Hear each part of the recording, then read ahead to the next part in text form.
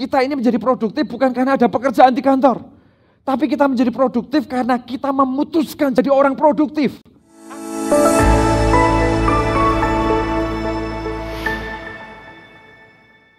Hari ini saya akan ngomong tentang sesuatu yang sederhana sebetulnya. Saya nggak akan khotbah bulet, nggak akan khotbah sejarah dan histori. Saya tahu di dalam suasana begini mungkin nangkepnya juga nggak langsung bisa panjang gitu ya. Tetapi saya ingin khotbah dengan hal-hal yang praktikal, yang berkaitan dengan kehidupan kita sehari-hari, pendek tetapi menjawab kebutuhan kita sehari-hari. Saya mau ajak dulu Anda untuk membuka di dalam Lukas pasal 17 ayat 20 sampai 21. Lukas 17 ayat 20 sampai 21.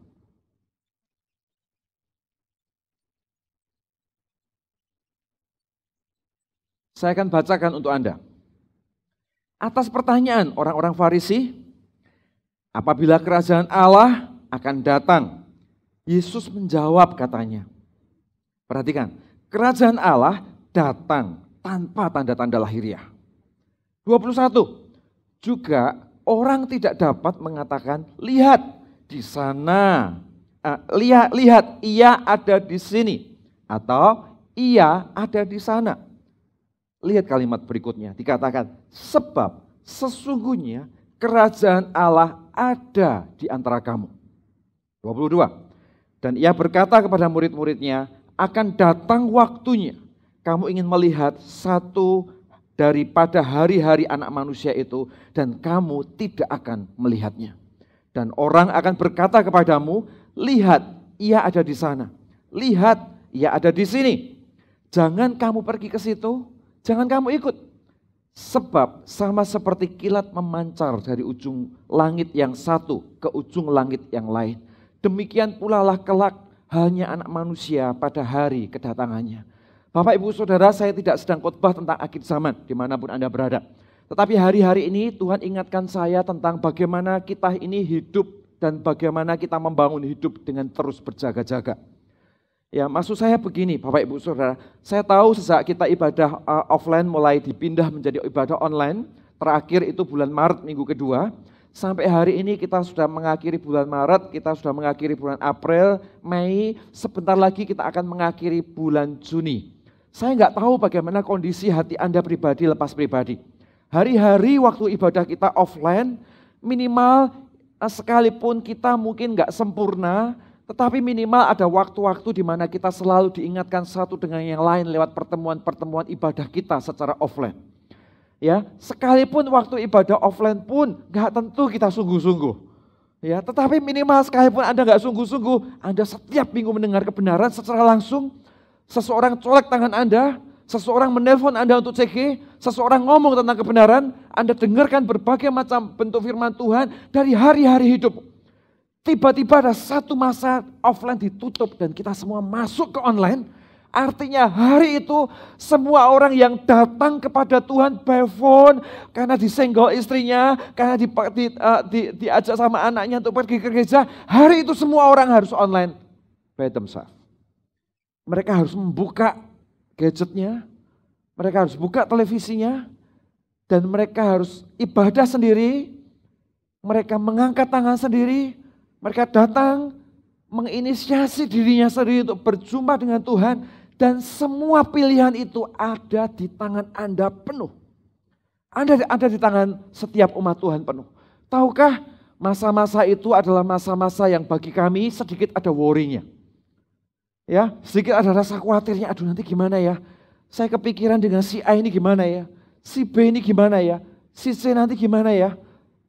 Kita memikirkan tentang area-area itu.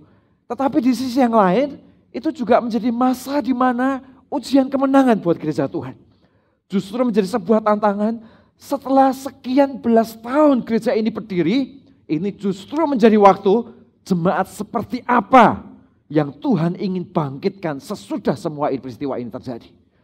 Justru saya curious sekali.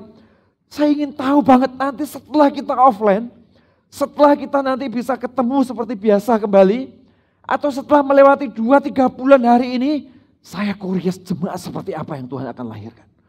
Jemaat seperti apa yang akan muncul ke permukaan dan mempertahankan imannya sampai di sana.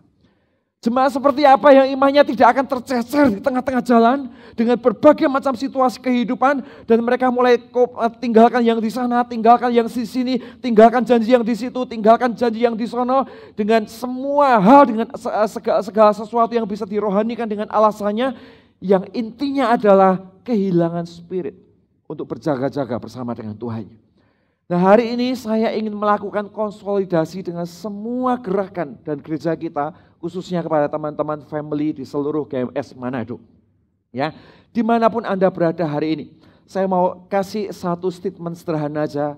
Saudara, saya percaya begini loh, metode bisa berubah, cara bisa berubah, situasi, cara kita mengalami sesuatu mungkin bisa berubah.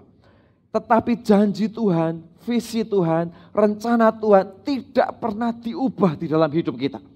Kalau Dia berkehendak, sejauh ditemukan orang yang merespon kehendak Tuhan dengan cara yang luar biasa, sekalipun metodenya berbeda, caranya berbeda, situasinya berbeda, tapi responnya tetap menanti-nantikan Tuhan, maka orang-orang ini akan menjadi orang-orang yang tetap berjumpa dengan kehendak Tuhan. Orang-orang ini tetap akan menjadi orang-orang yang mengalami kemenangan di dalam kasih karunia Tuhan. Hari ini jangan sampai iman kita gugur di tengah-tengah jalan karena situasi yang berubah. Jangan sampai iman kita kehilangan berjaga-jaga karena keadaan di sekeliling kita yang bergeser dan mengalami perubahan.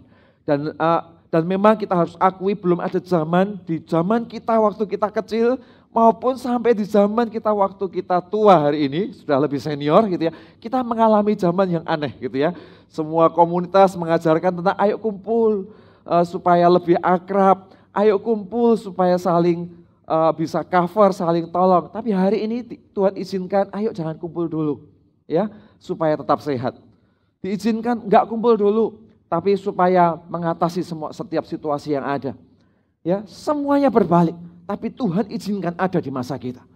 Tapi yang jelas di mana ada janji Tuhan, ada kehendak Tuhan, ada rencana Tuhan, maka ketika semua itu berjumpa dengan orang-orang yang mencari Dia, maka apapun bentuk situasinya, janji Tuhan tak akan pernah berubah dari dalam hidup kita. Katakan amin. Jadi hari ini saya ingin mengajak kita semua, ayo kembali berjaga-jaga. Kembali berjaga-jaga. Kembali mengambil segala sesuatu yang tercecer dari bulan Maret sampai bulan hari ini di akhir bulan Juni. Kembali mengembalikan mentalitas, iman, situasi-situasi cara berpikir yang gugur di tengah jalan, yang sebetulnya itu tak Tuhan taruh untuk tumbuh menjadi pohon yang lebat di dalam hidup kita, tetapi berceceran di sana sini karena rupa-rupa kehidupan. Karena tekanan ekonomi, karena tekanan intimidasi keadaan di sekeliling kita. Karena tekanan ketakutan. Karena situasi-situasi yang ada di sekeliling kita. Ini waktunya untuk kita melihat di tengah-tengah semua tekanan yang ada, kita melihat bahwa Tuhan tidak berubah. Kita melihat bahwa ada sinar kemuliaan yang ditujukan di dalam kehidupan kita. Dan mungkin situasi di sekeliling kita tekanannya begitu luar biasa sehingga sinar itu seperti tidak kelihatan. Tapi sesungguhnya jalan dan rancangan Tuhan tidak pernah berubah dari dalam hidup kita. Pertanyaannya sederhana. Ya, jangan tanya Tuhan kapan datang? Tuhan kapan masalah ini selesai? Tuhan kapan kerajaanmu datang? Tuhan kapan akhir zaman akan datang? Tuhan cuma ngomong, kamu gak usah tanya kapan akhir zaman datang. Kamu gak usah tanya kapan COVID ini selesai. Kamu gak usah tanya kapan situasi kehidupan ini akan selesai sesuai dengan apa yang kau mau. Kamu cukup tahu, asal respon benar saja, kau akan temukan kerajaan Tuhan hari ini juga. Itu yang Tuhan mau ajarkan untuk kita. Asal respon kita benar saja, kau akan tetap ketemu dengan kerajaan Tuhan. Hatimu akan tetap ketemu dengan damai sejahtera. Hidup kita akan tetap ketemu dengan perkenanan Tuhan. Cara pandang kita atas segala sesuatu akan tetap ditata di dalam sesi dan kebenaran yang Tuhan inginkan. Sejauh kita meletakkan hati kita untuk berjaga-jaga. Jadi berjaga-jaga bukan tentang kapan selesai. Berjaga-jaga bukan tentang mana yang terbaik tiba dalam hidupku. Berjaga-jaga bukan juga tentang apakah aku nanti ke depan akan jadi begini dan jadi begitu. Tapi berjaga-jaga adalah apapun situasinya, aku akan datangkan kerajaan Tuhan sebagai respon hidupku di segala masa yang Tuhan percayakan. Saudara, hari ini waktunya kita tumbuh dengan spirit yang seperti ini. Ini waktunya kita tumbuh dengan cara Tuhan, dengan spirit yang Tuhan taruh dengan sengaja di dalam hidup kita. Sederhana. Nah, beberapa poin, saudara tahukah kenapa apa yang membuat seseorang seperti mengalami sebuah pergeseran nilai di dalam hidupnya. Yang pertama, saudara, adalah karena kita menurunkan standar firman Tuhan. Ya, saya gak akan ngomong long story-nya supaya Anda nangkepnya cepat gitu ya. Yang pertama adalah karena secara tidak sadar, situasi yang terjadi dalam kehidupan kita membuat kita menjadi orang-orang yang menurunkan standar firman Tuhan. Tahukah, hari-hari ini kalau Anda tidak perhatikan, ada kebiasaan-kebiasaan buruk yang dianggap biasa. Dan kalau Anda membiarkannya, suatu hari akan jadi kejahatan yang serius dalam hidup. Ada integritas-integritas yang lama yang dulu kita begitu tegak berdiri di sana. Situasi menghantam kita, keadaan menghantam kita, kita mulai geser sedikit dan berkata, enggak apa-apa ini biasa. Dan kalau Anda terus-teruskan, sesuatu yang kuanggap biasa ini lama-lama bablas menjadi kejahatan yang serius. Dan menciptakan kehancuran dari setiap janji Tuhan yang Tuhan wariskan di dalam kehidupan kita. Ada kebiasaan-kebiasaan karakter tertentu. Ya, mungkin karakter-karakter tertentu yang dulu Anda bisa menahannya sedemikian rupa. Kenapa? Karena pelayanan tiap hari Minggu. Anda bisa menahannya sedemikian rupa. Kenapa? Karena setiap minggu ketemu teman CG-nya, ketemu malu lah. Masa mau begitu kebiasaannya gitu ya. Karena hari-hari tertentu Anda merasa ada seseorang yang bantu Anda untuk meletakkan nilai-nilai yang benar untuk bertahan di sana. Tapi tiba-tiba semua itu seperti geser dan tidak ada. Tiba-tiba kebiasaan-kebiasaan itu muncul dan kita berkata, it's okay. Ya, it's okay, ini cuma kebiasaan biasa. Tapi kebiasaan-kebiasaan biasa yang salah ini, jika dibiarkan, akan menjadi kejahatan yang akan menghancurkan hidup kita. Kenapa? Karena integriti tidak pernah digeser Tuhan sekalipun situasi berubah. Ya, integriti tidak pernah digeser Tuhan, karena kita ngalami ini dan itu. Kenapa? Karena kebenaran, nilai-nilai yang kita hidupi, karakter Kristus yang Tuhan mau tumbuhkan di dalam kehidupan kita tidak pernah diganti slide-nya oleh Tuhan karena pandemi. Hari ini saya ingin mengajak kita semua, ayo kita kembali ke titik semula yang seharusnya kita ada di sana. Ya. Kita kembali ke titik semula yang seharusnya kita hidup di tempat itu. Saudara tahu kenapa seorang Raja Daud, dia seorang ahli perang, dia menang di banyak peperangan, dia menyatukan seluruh Israel, tapi suatu ketika Daud jatuh dengan Batsheba. Padahal Daud adalah seseorang yang hatinya begitu lembut di hadapan Tuhan.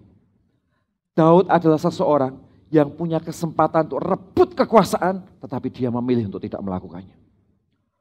Daud adalah seseorang yang ketika dia ditekan, kepepet, dan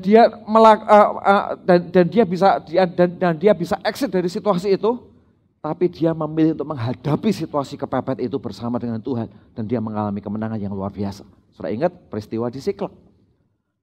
Daud adalah seseorang yang mau ngapa-ngapain dia tanya Tuhan ke kanan atau ke kiri, maju atau terus, gua kejar atau nggak perlu gua kejar.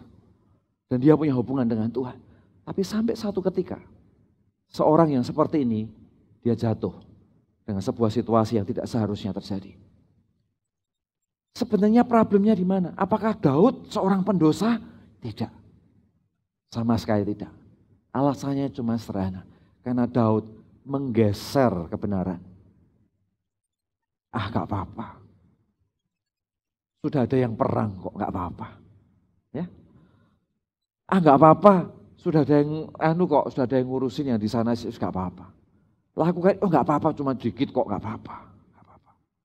Saudara, kalau itu jadi habit yang kita biasakan, habit yang salah yang muncul dan menjadi sebuah kebiasaan, akhirnya ujungnya akan melahirkan kejahatan yang besar di dalam kehidupan kita. Jadi hari ini saya ingin mengajak kita semua, Bapak Ibu Saudara, saya ngomong begini bukan nuduh ya, bukan nuduh, bukan sedang nohok, bukan sedang nyerang sana sini, bukan sedang nyerang Anda yang sedang ada di live streaming, tidak Bapak Ibu Saudara. Saya berbicara dari hati saya yang tulus di hadapan Tuhan. Bukan hanya untuk Anda, tetapi untuk diri saya secara pribadi. Saudara, boleh nggak saya ngomong jujur? Nggak usah ngomong tentang Anda yang sedang ikut Zoom di rumah-rumah. Ngomong tentang diri saya saja. Sejak bulan Maret sampai bulan Juni. Ya, sejak bulan Maret sampai bulan Juni, gaya kerja berubah, situasi berubah, cara menangani berbagai macam masalah berubah, ritme mengalami perubahan. Kalau saya nggak jaga hati saya dari waktu ke waktu, kalau istri saya nggak ngomongin, Eko, kok kamu jadi begini sih? Harusnya begini loh. Biasanya kamu begini-begini. Kok ini nggak selesai, ini apa semuanya? Kalau saya nggak digituin sama istri saya, mungkin saya pun juga akan mengalami pergeseran. Sudah tahu kenapa?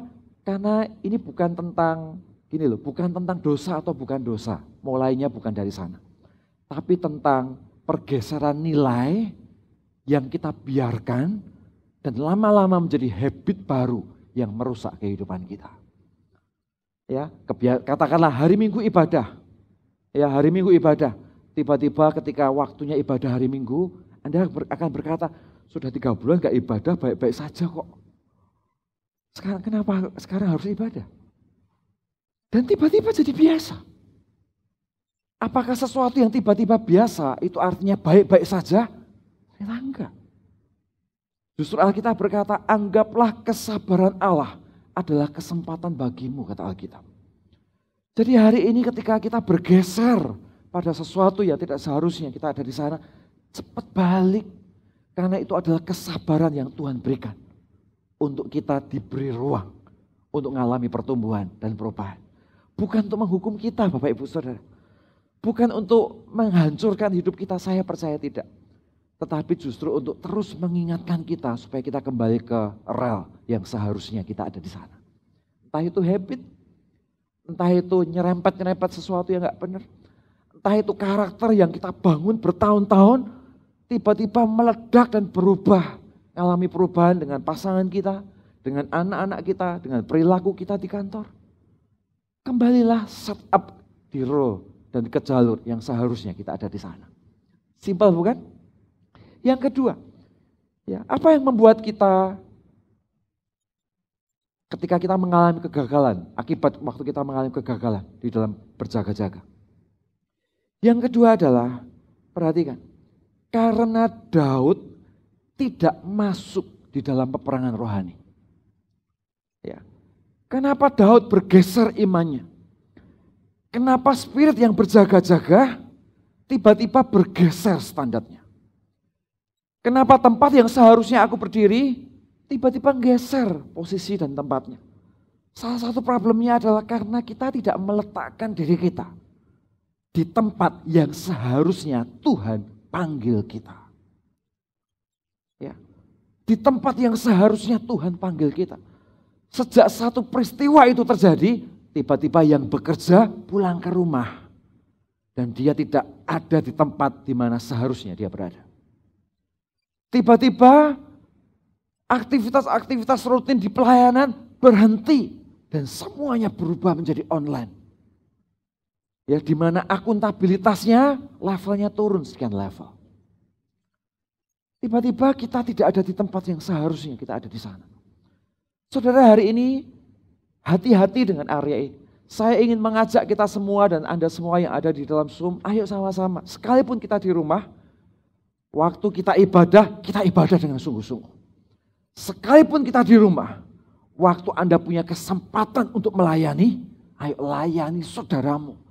Karena itu ruangan untuk menjagai diri kita, untuk terus berjaga-jaga.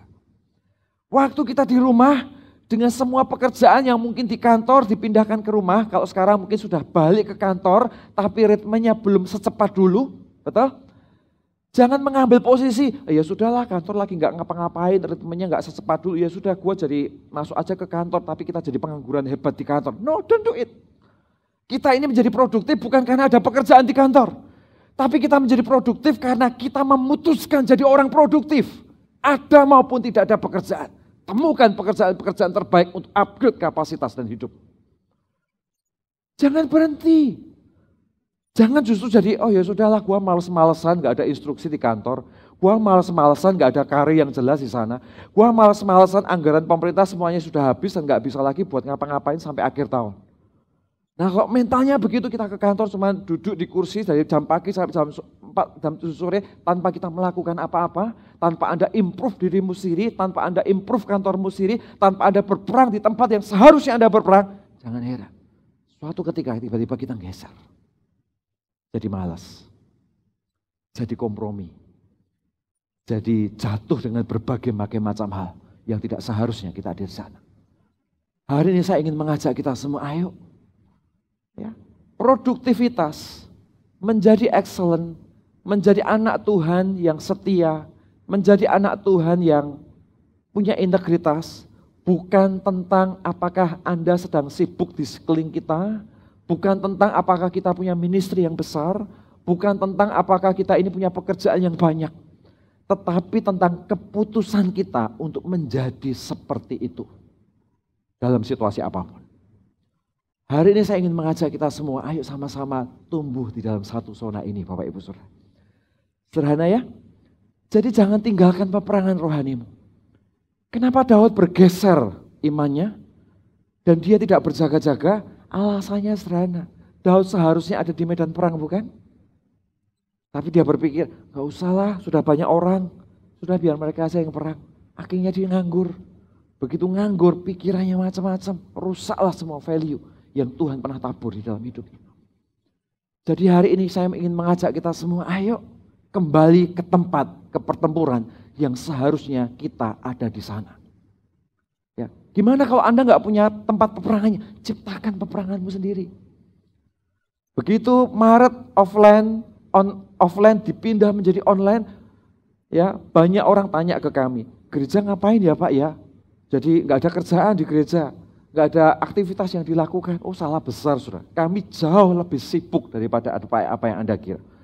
Ya hari ini kalau Anda perhatikan yang gereja ini yang paling berat itu adalah teman-teman multimedia kita dan bagian production kita.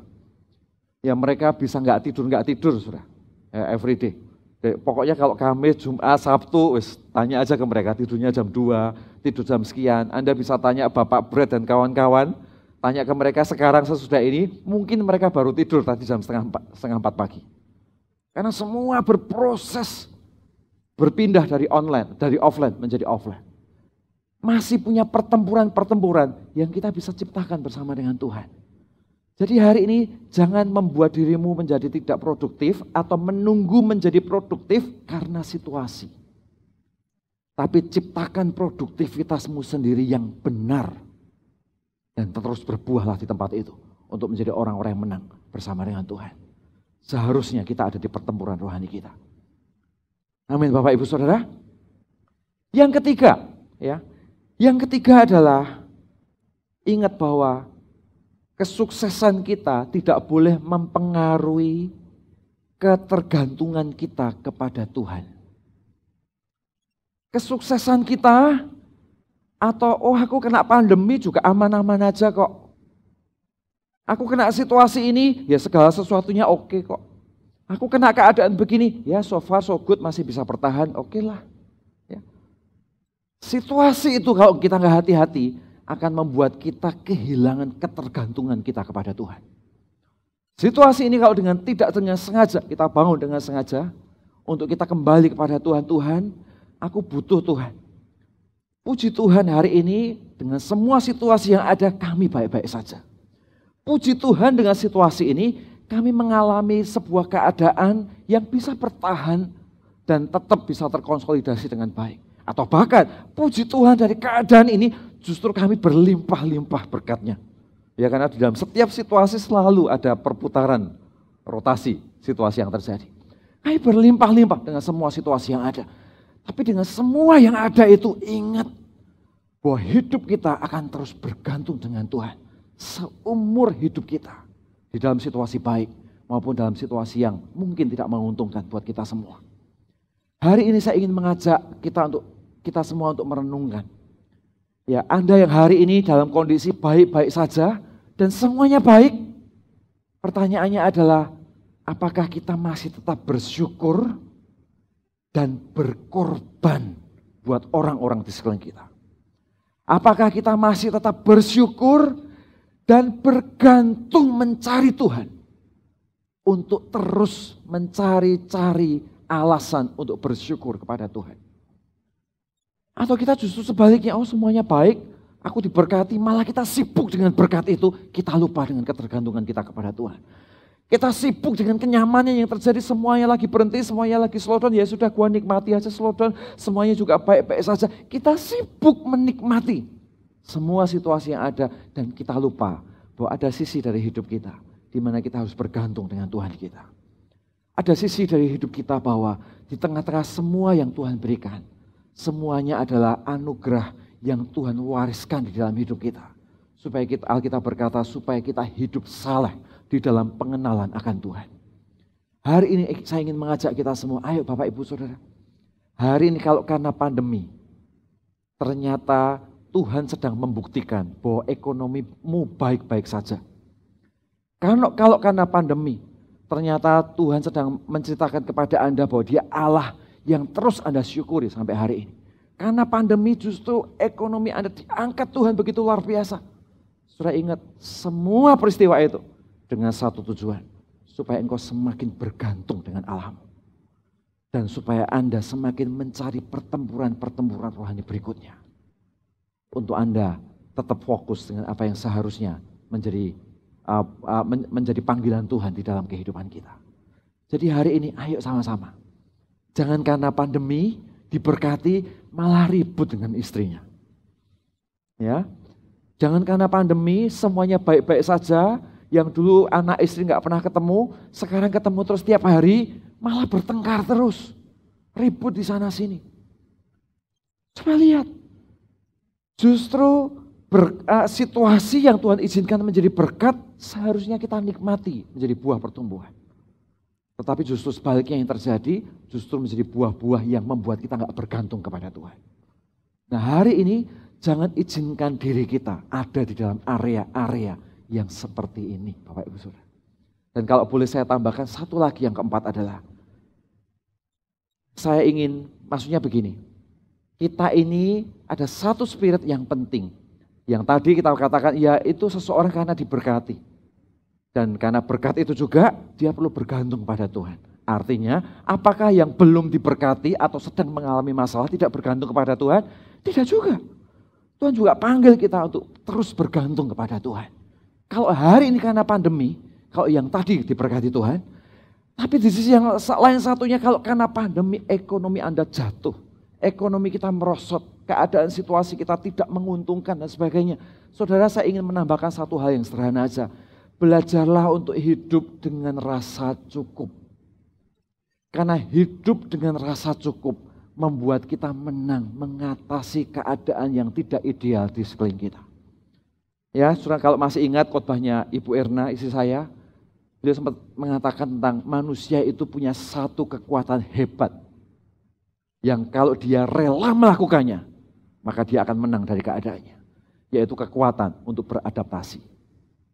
Tapi seseorang tidak akan pernah punya kekuatan atau bisa menjalani sebuah adaptasinya kalau dia tidak belajar untuk punya rasa cukup.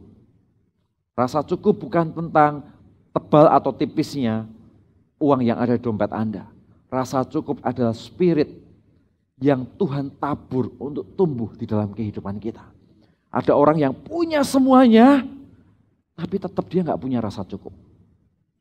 Tapi sebaliknya ada orang kekurangan begitu rupa, tapi dia bisa punya rasa cukup.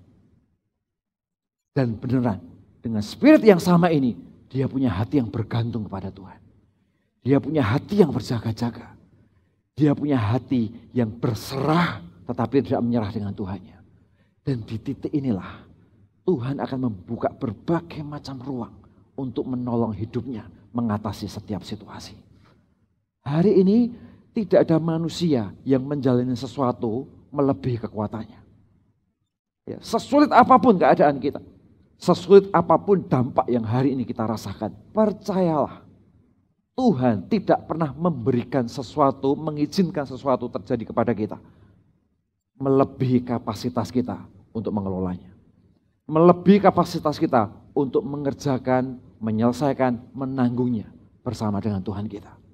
Karena Dia adalah Allah yang menginginkan kita untuk bertumbuh, bertahan, dan semakin menyala-nyala. Dan kadang-kadang Tuhan izinkan kita situasi-situasi yang tidak ideal itu terjadi untuk melatih kita menjadi orang-orang yang demikian. Dan waktu kita ada di sana, satu spirit ini penting, yaitu membiarkan diri kita untuk tinggal di dalam rasa cukup. Hari ini saya nggak tahu bagaimana kondisi Anda pribadi lepas pribadi, di rumah-rumah, di pekerjaan Anda, di dalam komunikasi Anda yang ada bersama dengan keluarga dan semua orang yang ada di sekeliling Anda. Sebuah pertanyaan yang sederhana, apakah kita punya rasa cukup di keluarga kita? Apakah kita punya spirit rasa cukup yang membuat kita terus bisa bersyukur dan berjaga-jaga? Apakah kita punya spirit rasa cukup itu yang membuat kita bisa melihat donatnya dan bukan terus-menerus lubang donatnya setiap hari? Sehingga kita ngomel-ngomel, bersungut-sungut, benturan di sana sini, gak percaya dengan Tuhan, takut akan banyak hal. Yang pada prinsipnya kita terus melihat lubang donatnya, tapi kita nggak melihat donat di sekelilingnya, di mana donat itu menjadi rasa cukup, menjadi mana yang akan memberkati hidup kita dan tak akan berkekurangan kasih setianya di dalam kehidupan kita. Hari ini saya mengajak Anda semua yang ada di dalam Zoom, juga yang offline di tempat ini, mari sama-sama kita berjaga-jaga dengan cara yang benar. Satu, jangan geser standar firman Tuhan yang Tuhan latih untuk kita hidupkan di dalam hidup kita. Dua, jangan tinggalkan posisi peperangan rohani dan panggilan Tuhan di dalam hidup Anda. Ya. Ketiga, hiduplah dengan rasa cukup. Keempat, belajarlah bergantung dengan Tuhan di dalam keadaan baik maupun di dalam keadaan Anda menunggu sesuatu di dalam berkat Tuhan. Maka disitulah akan lahir orang-orang yang berjaga-jaga. Disitulah akan lahir orang-orang yang berani mempercayai Tuhan. Kenapa? Karena kerajaan Tuhan tidak datang nanti waktu COVID selesai. Kerajaan Tuhan tidak datang nanti waktu masalahmu selesai. Kerajaan Tuhan juga tidak datang nanti waktu Anda dapat pekerjaan. Kerajaan Tuhan itu datang saat ini ketika Anda merespon dengan benar. Dan responmu yang benar itu akan menghasilkan buah-buah yang akan memberkati hidup kita.